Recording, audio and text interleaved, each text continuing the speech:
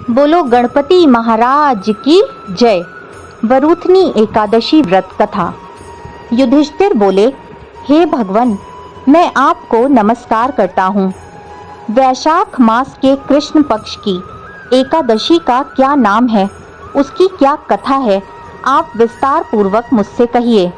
भगवान श्री कृष्ण कहने लगे, हे राजेश्वर, इस एकादशी का नाम वरूथनी है। ये सौभाग्य देने वाली, सब पापों को नष्ट करने वाली तथा अंत में मोक्ष देने वाली एकादशी है। इसकी कथा ये है कि प्राचीन काल में नर्मदा नदी के तट पर राजा मानधाता राज्य किया करते थे। वो अत्यंत ही दानशील तथा तपस्वी राजा थे।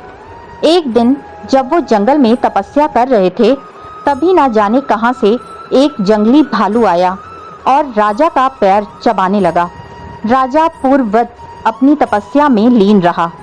कुछ देर बाद पैर चबाते चबाते भालू राजा को घसीटकर पास के जंगल में ले गया। राजा बहुत घबराया, मगर तपस्वी धर्म के अनुकूल उसने क्रोध और हिंसा ना करके भगवान विष्णु से प्रार्थना की। करुण भाव से भगवान विष्णु को पुकारा। उसकी पुकार सुनकर भगवान श्री हरि विष्णु प्रकट हुए और उन्होंने चक्र से भालू को मार डाला। राजा का पैर भालू पहले ही खा चुका था। इससे राजा बहुत ही शोकाकुल हुआ। उसे दुखी देखकर भगवान विष्णु बोले, हे वत्स, शोक मत करो। तुम मथुरा जाओ और वरूथनी एकादशी का व्रत रखकर मेरी वराह अवतार मूर्ति की पूजा करो। उसके प्रभाव से पुनः सुदृढ़ अंगों वाले हो जाओगे। इस भालू ने तुम्हें जो काटा है, यह तुम्हारे पूर्व जन्म का ही अपराध था। भगवान की आज्ञा मानकर राजा मानधाता ने मथुरा जाकर श्रद्धा पूर्वक वरूथनी एकादशी का उपवास किया। इसके प्रभाव से राजा शीघ्र ही पुनः सुंदर और संपूर्ण अंगों वाला हो गया।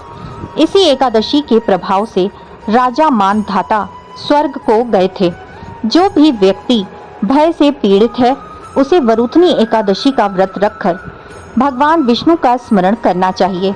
इस व्रत को करने से समस्त तरह के पाप नष्ट हो जाते हैं और अंत में मोक्ष की प्राप्ति होती है। वरूथनी एकादशी व्रत कथा संपूर्णम।